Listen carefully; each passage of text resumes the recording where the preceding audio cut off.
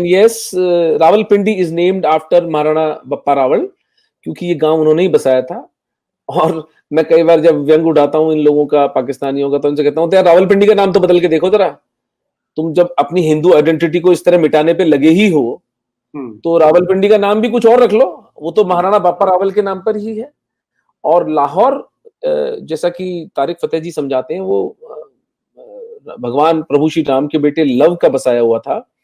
तो ये जो जितने भी सूर्यवंशी हैं, ये मुझे स्मरण नहीं आ रहा है, लव या कुश दोनों में से किसी एक के वंशज हैं सारे के सारे। तो ये लाहौर का कनेक्शन तो एस्टेब्लिश होता है सिसोदियों का।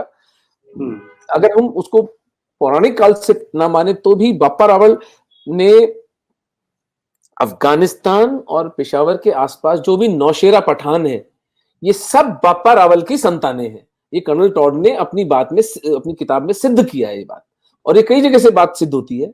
ये जो अपने आप को पठान कहते डोलते हैं आज, ये 6.5 फुट के 7 फुट के सब, ये सब महाराणा बप्पा रावल की संतानें हैं। क्योंकि बप्पा रावल जहां जाते थे वहां शादी करके बच्चे जरूर छोड़कर आते थे, ये उनका एक स्वभाव था। इन्हीं का अगला प्रश्न भी है कि राजपूत कनेक्शन विद सिक्खी है क्या? हाँ, महाराणा राज सिंह जी, उनकी बड़ा विलक्षण व्यक्ति हुआ है। ये महाराणा प्रताप के पोते यानी लड़पड़त पोते थे ये, और इनका राज्यकाल था 1640 से 1680 के मतलब 30-35 साल का शासनकाल था। ये औरंगजेब के समय कालखंड में मेवाड़ के महाराणा बने, और उस समय औरंगजेब ने जजिया कर लगाया। तो महाराणा राज सिंह जी का एक बहुत प्रख्यात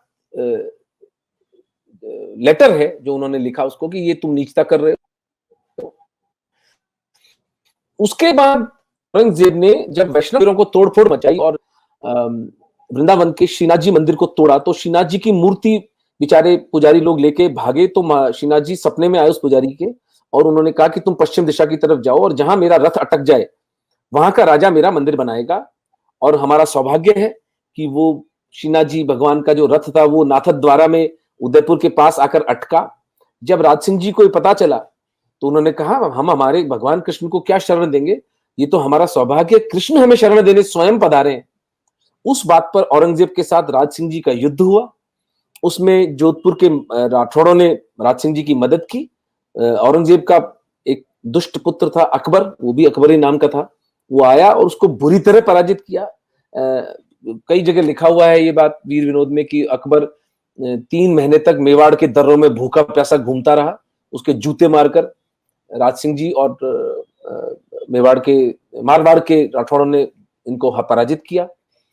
सिक्खी का कनेक्शन ये है कि महाराणा राज सिंह जी ने एक लेटर लिखा था छत्रपति शिवाजी महाराज को भी और गुरु गोविंद सिंह जी महाराज को भी, कि हम मिलके एक फ्रंट खोलते हैं औरंगजेब के विरोध में।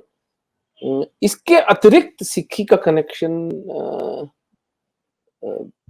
राजपूत, यस, एक और कनेक्शन है कि ऐसा कहते हैं, ऐसी किंवदंती है कि जो जोधाबाई का नाम का जो नाटक चलता है कि जोधाबाई थी, वो जोधाबाई वोधाबाई नहीं थी, वो हरकूबाई थी। और जयपुर के राजपूतों ने एक पर्शियन दासी थी हमारे पास, उसकी शादी कर दी थी अकबर से अपनी जान छुड़ाने के लिए। तो गुरु अर्जुन देव, नहीं गुरु अर्जुन थे या कौन थे, कोई सिख गुरु थे, उन्होंने कहा कि राजपूतों को तलवार चलाने के साथ अक्ल चलानी भी आ गई। ये एक ऐतिहासिक एक वर्णन मिलता है। इसकी एग्जैक्ट रेफरेंस मैं भी मुझे आज ही मैंने कहीं पढ़ी है ये।